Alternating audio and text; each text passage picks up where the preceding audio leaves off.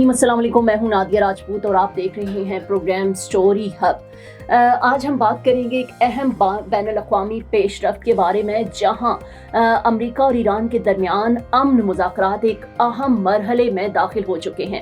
امریکہ اور ایران کے درمیان اہم امن مذاکرات نائب صدر جے ڈی وینس امریکی وفد کی قیادت کریں گے. ناظرین، وائٹ ہاؤس کی پریس سیکرٹری کیرولائن لیوٹ کے مطابق امریکی نائب صدر جے ڈی وینس ہفتہ کے روز ایران کے ساتھ ہونے والے امن مذاکرات میں امریکی ٹیم کی قیادت کریں گے، اور یہ ملاقات 1979 کے اسلامی انقلاب کے بعد امریکہ اور ایران کے درمیان سب سے اعلیٰ سطح کی ملاقات قرار دی جا رہی ہے، اور یہ ایک ایسے وقت میں ہو رہی ہے جب جنگ بندی مذاکرات ایک نازک مرحلے میں داخل ہو چکے ہیں.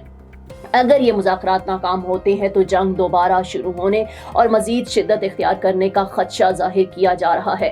جے ڈی وینس کے لیے یہ ان کے سیاسی کیریئر کا سب سے اہم اور مشکل مشن تصور کیا جا رہا ہے، جہاں وہ جنگ سے بچنے اور سفارتی حل تلاش کرنے کی پالیسی کو آزما رہے ہیں. انہوں نے بدھ کے روز بڈاپیسٹ میں کہا کہ صدر ڈونلڈ ٹرمپ ایران کے ساتھ پیش رفت کے لیے بے چین ہے، اور خبردار کیا کہ اگر ایرانی حکام سنجیدگی سے مذاکرات میں شامل نہ ہوئے تو انہیں سخت رد عمل کا سامنا کرنا پڑ سکتا ہے.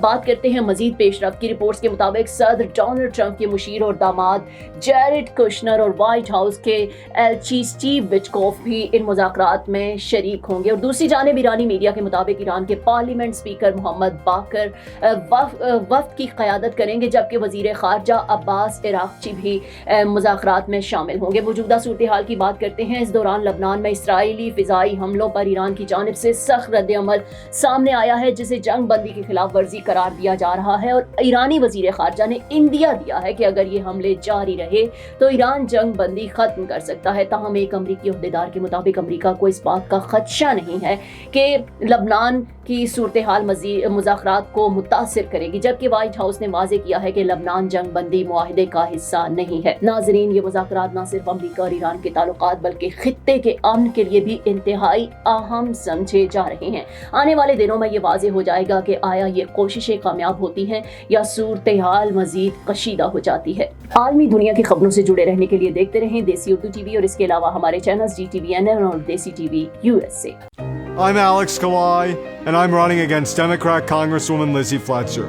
Fletcher is opposed to deporting dangerous criminals and drug traffickers, but I believe we must deport these criminals to keep our families safe. Fletcher voted for higher taxes on first responders, hourly workers, and even on seniors. But I believe in letting Americans keep more of what they earn. I'm Alex Kalai, and I approve this message asking for your vote in the March 3rd Republican primary. Neurological care is a pressing healthcare challenge in Pakistan. That's why Helping Hand USA is building KindR, a world-class hospital with 130-plus clinics that is set to establish new standards for neurological care in Pakistan. As the first phase nears completion, anticipation is growing for the launch in the second half of 2025.